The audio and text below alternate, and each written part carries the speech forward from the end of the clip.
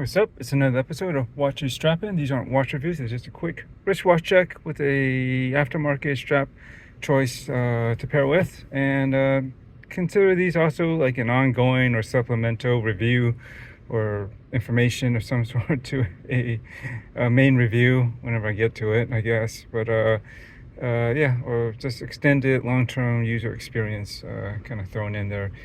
Back on my TAG Heuer Carrera Montreal. This is a 160-year anniversary limited edition.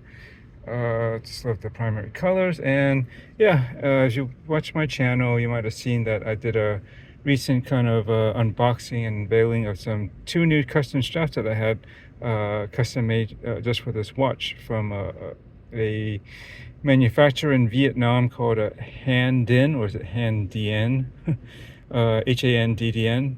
Is that right? Yeah.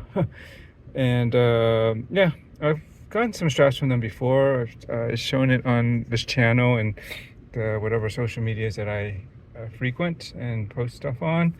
And yeah, I was curious to try their new 3D custom strap configurator, as well as I just been having this itch and some ideas to throw out some custom straps specifically designed for this watch, just to further play on the colors inherent in this design, and something that I just can't find anywhere else. So I went through that and I explained the process and some of the details of what I ordered and how I did it and all that. And so check out that video if you haven't. You can find it probably a video or two before this one.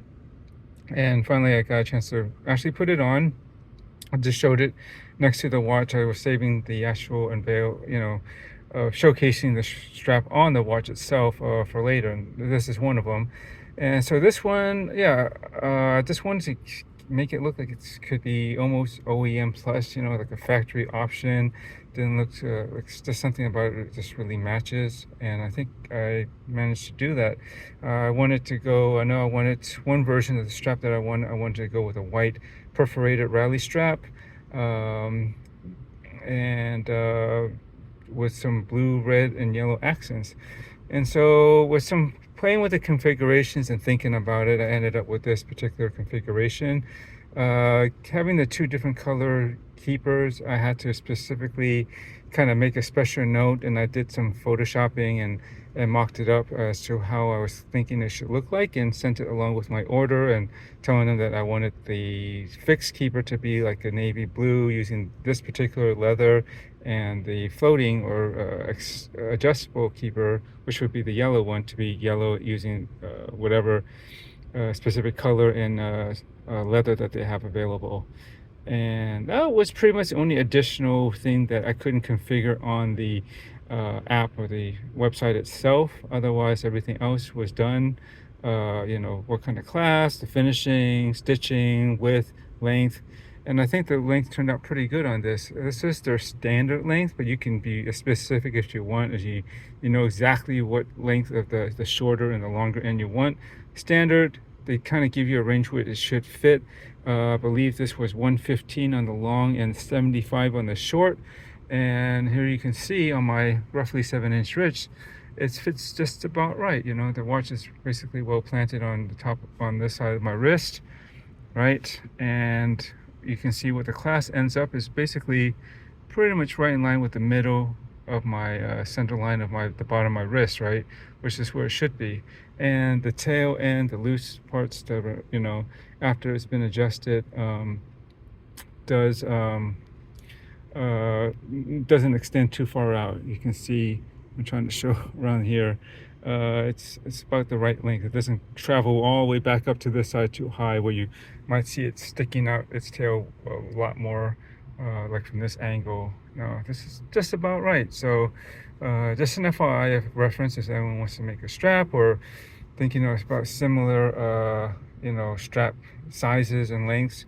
That's it. And so yeah, again, quickly go over yeah, I can specify the leather type, the leather color, the inside lining, whether I wanted the edges folded or painted. I do have these painted as in a navy blue, which is like the lining on the inside of the strap. I can't show it here, but you can see it in my other video.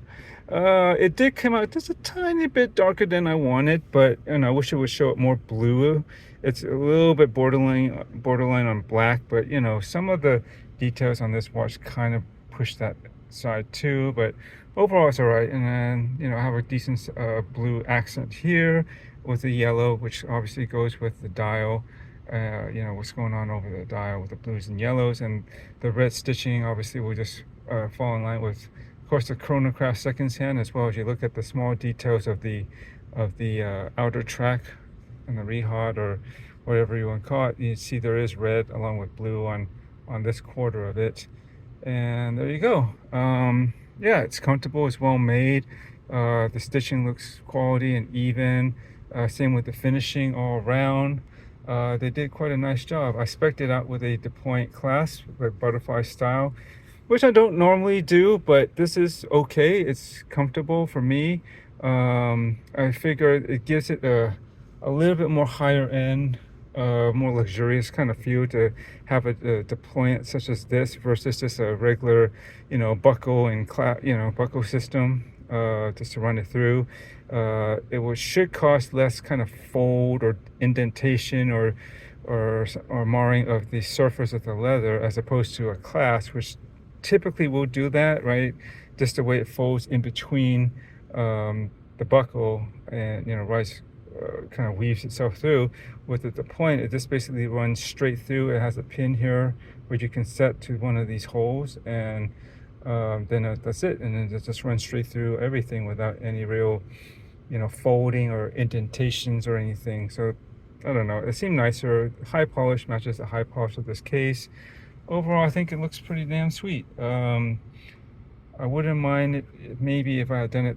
One of my other ideas was to do the blue stitching with the red lining, or edging at least. That would have been cool, but I felt that maybe that red might have been a little bit too dominant being seen on the side, and it is more of a thinner secondary color, I guess. But it's fine. This is cool. I think it works. It looks kind of sporty. You can imagine if you had if I was in some sort of F1 or some sort of racing team, if I had like a matching like racing or fire suit, this all would kind of fit with that color scheme if they were using these colors. That's about it. Just wanted to share that real quickly with you guys, and finally have one of the bespoke strap that I've been thinking about in my head realized now, and not bad for around $134, with all the customization and that I was able to really do, and this got turned around basically within 2 weeks. I think I put it in. It took them about a week to do, and then the following week I think it basically got shipped, and I got it in the middle of that week. So about a week and a half from order sent in to that. And they were really good about communicating with me from the beginning. Like, I asked them, like, can I do this customized, such as the keepers, and they asked me what kind of leather I could use, given what I've mocked up and had in mind, and we confirmed it all, and they were pretty good about communications, pretty quick and responsive. So yeah, and again, I think overall the experience is very positive, and yeah, I encourage anyone that wants to do a bespoke strap that you just can't specifically find for a watch that you have, to give them a try. I think the what you can get out of it and the price that you can get is pretty reasonable, actually. So that's about it. Yeah, the details of what the leathers are and everything are in that unboxing or unveiling video that I did a couple days ago. So check that out if you want a little bit more details on that. And that's about it. Thanks for watching, and enjoy your watches.